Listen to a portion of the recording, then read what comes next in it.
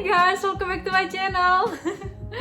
Jangan lupa ini yang nonton YouTube aku, jangan lupa subscribe ya. Anda untuk kalian yang nonton video-video aku. Dan hari ini aku mau membahas sesuatu yang penting banget kalau kalian tinggal di Belanda atau di Eropa.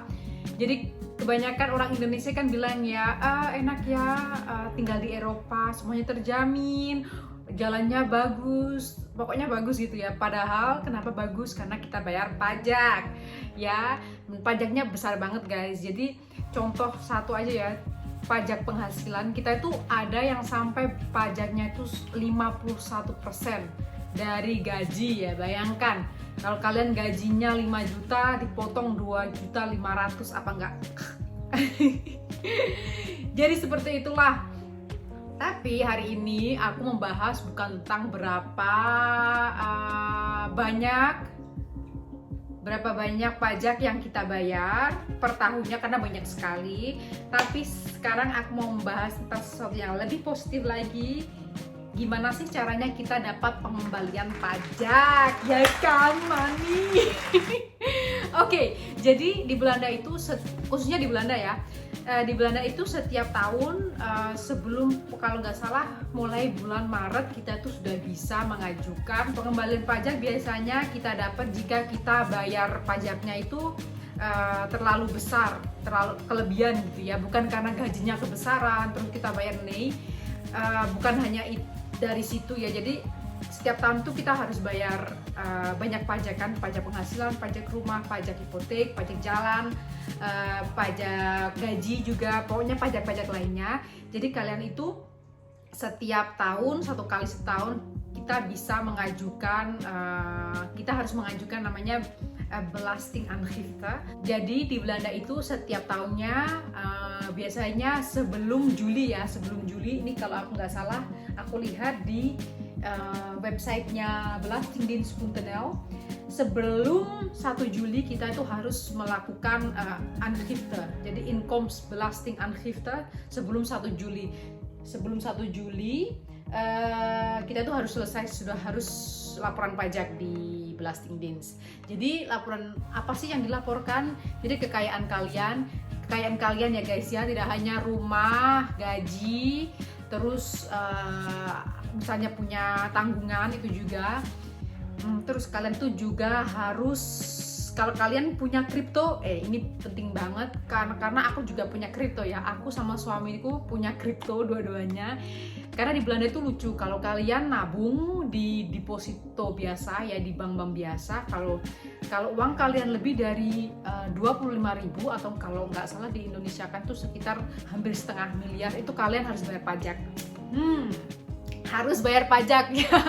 Kan kalau di Indonesia enak ya, kita dapat bunga dari bank. Kalau di sini nih kalian harus bayar pajak. Itu kalau nggak salah itu sekitar, nggak banyak sih, sekitar 200 euro per tahun kalau nggak salah, sekitar 3 jutaan. Tapi kan tetap duit. Makanya aku nggak suka nyimpen duit di bank. Kalau misalnya sudah hampir itu ya, aku langsung ke Indonesia, beli tanah, ke Indonesia beli properti, karena sayang banget. Oke, jadi itu untuk pajaknya. Jadi kita harus ini ya, laporan semua pajak. Jadi Belastingdienst mereka itu tahu berapa sih uang kalian di bank. Mereka tahu.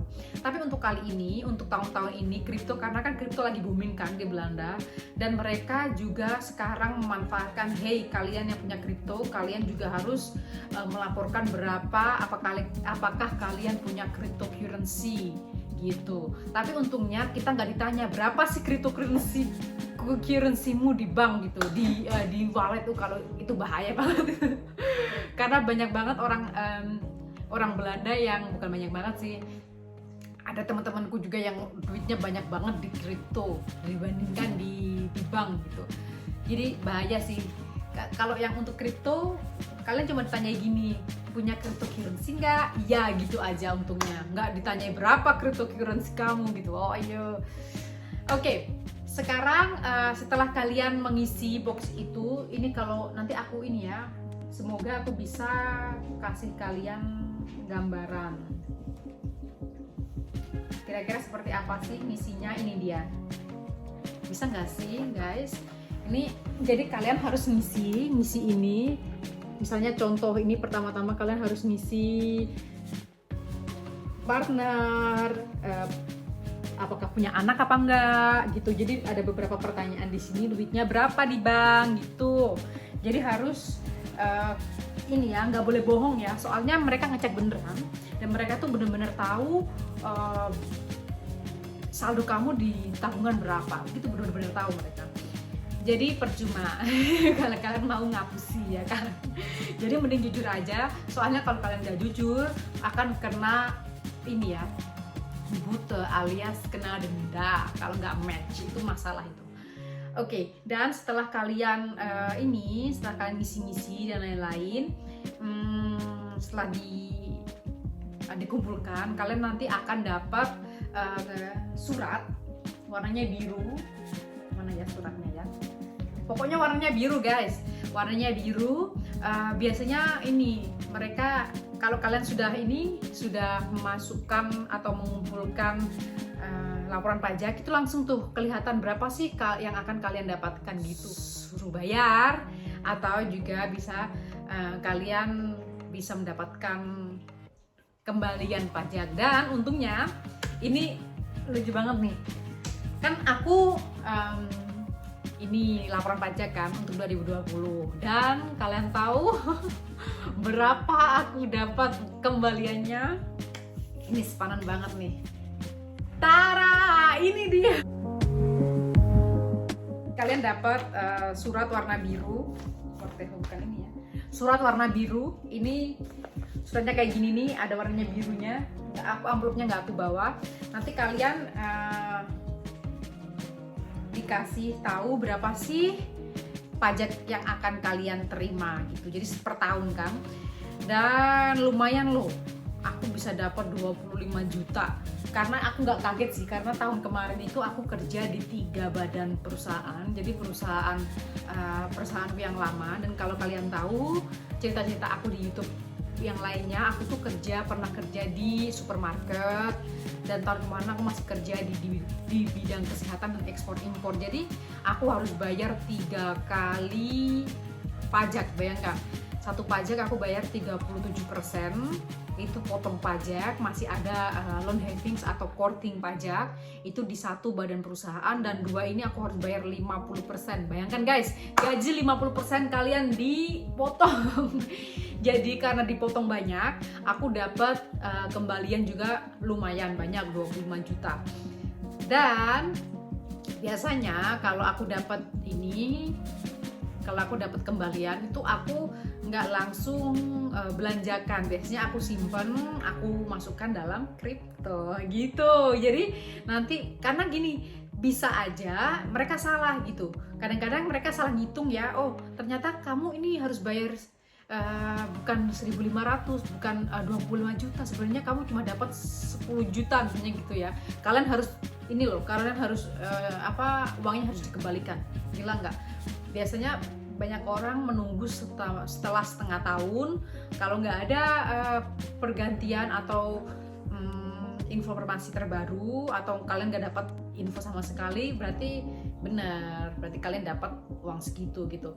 Dan kalau aku masukkan ke kripto, supaya nanti kalau misalnya salah nih blasting deals, kan aku bisa tarik uangnya gitu. Ya, mungkin itu aja ya guys ya. Dan oh ya, ini penting banget kalau kalian ini harus ya. Jadi laporan pajak tuh di Belanda tuh harus. Jadi kalau kalian lewat dari tanggal 14, jadi tanggal 1 itu sebelum tanggal 1 Juli itu harus mengumpulkan laporan pajak. Harus laporan pajak. Tapi kalau dikasih waktu kan, itu sebelum itu, setelah 2 minggu kalian masih belum setor pajak atau setor laporan pajak, kalian akan didenda. Dan dendanya itu aku belum tahu, kayaknya pasti banyak nih, pasti banyak banget ya. Begitu guys. Jadi oke. Aku capek ngomong terus. Tehku sudah dingin nih. Oh, enak banget kopi buatan suamiku. jadi begitu. Oh ya, ini aku belum ini ya, ini yang tadi aku bilang ini warnanya biru guys, dan kalian dapat seperti ini. Berapa yang kalian dapatkan ini dari 1455 atau sekitar 25 jutaan begitu ya. Oke, mungkin itu aja ya informasi dari aku. Jika kalian ingin bertanya lagi tentang serba-serbi di Belanda, kalian bisa komen di bawah video aku ya. Dan jangan lupa sekali lagi, jangan lupa guys, you jangan lupa subscribe, like, comment, and share. Oke, bye.